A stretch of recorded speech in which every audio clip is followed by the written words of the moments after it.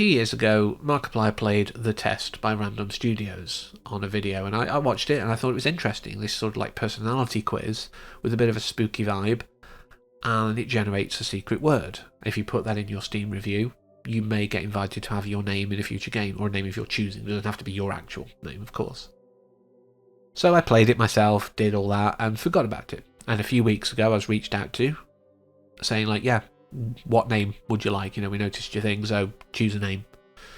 I chose my online handle. I realise now there's a few ones that I maybe should have chosen, but it's fine. I'll take that, because then I'll know it's me. There's not anyone else out there probably called Rapsos. So it's going to be a lot easier to tell. Then I got notification, because they have to sort of friend request, so they send, you know, messages out now saying like, oh, new game or new soundtrack release, because they do a lot of music as well for the games and things like that. I didn't expect that I'd be in it. It's a free game. It's called A Work of Art. That's what we're talking about today, of course. And yeah, I wasn't expecting my name to be in it yet, because of the timing between me being asked for the name and this release. Like, they'd have probably been most of the way through. It would have been almost like close to actually getting it released, so I wasn't expecting it. I've seen people in the comments saying, oh, this is a scam, my name's not in it. They said it would be. It's not a scam, for one, because you're not paying anything for this. Yes, you bought the games, but if you enjoyed the games and you put your secret word, you've got your money's worth out of that, so that's not a scam either. I would argue that A Work of Art could be considered to be perhaps a form of marketing, because it's a free thing just to remind you they exist, get them in your head, you know, because they have got some big projects coming out, which will probably be where my name and this other person's name will appear. But this is basically marketing, interactive marketing, and that's fine, because PT was that. If you think about it, the demo, it's a playable teaser. No one had a problem with that. So if you treat this the same, where it's just like a playable way of remembering that random exist, it's fine. The story itself is quite, you know, it has humour. That's something that they are known for, but it does go to some dark places. There's a very big revenge plot, and there's some very graphic imagery. I mean, the imagery itself, like the pictures aren't perhaps so bad, but the sounds and everything that accompany it, the whole thing paints this very dark kind of picture. And I'm fine with that, you know, as long as you can stomach it. This is going to be entertaining for you. You are going to enjoy your hour or so of time.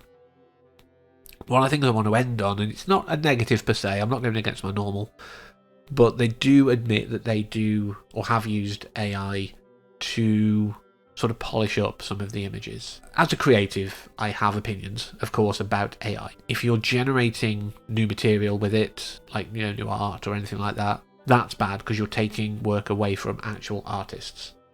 If we take them at their word, they are literally having real artists do it and then just clean up using AI. It's a lot quicker than having to go in manually. That is acceptable. That's what AI should be used for.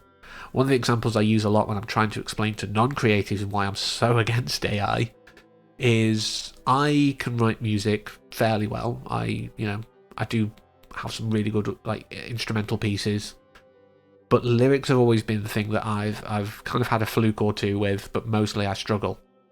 And I could use AI. There's AI out there that will write a song for you. Just tell it like the meter and all that kind of stuff. It'll do it. You can literally have a robot write it for you. However, I as a creative would be taking money out of a lyricist's hands.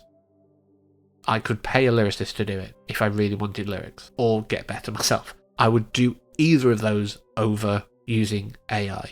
And like I say, a lot of non-creatives don't get it. But as a creative person, that is the way you've got to look at it. If you are taking money and food, technically, out of another creative's hands and mouth, that's not a good thing. So like I say, using it to clean up, for polishing, fine. Like using a bit of auto-tune on your voice, it's the same idea. It's a tool you're enhancing. If you're literally using auto-tune to say like you can't sing but we'll make it sound like it, that's bad. It's the same argument with AI. So yeah, they've used it to enhance it, and it means that the art's clean and legible. That's fine with me. So rant about AI aside, yes, definitely go and play A Work of Art if you've got the stomach for it. Like I say, it does go to some dark places, and it's not for everyone. I appreciate that. But if you do play it, you enjoy it, leave your secret word, get your name in a future game, and until next time, as always, thank you for watching, and take care.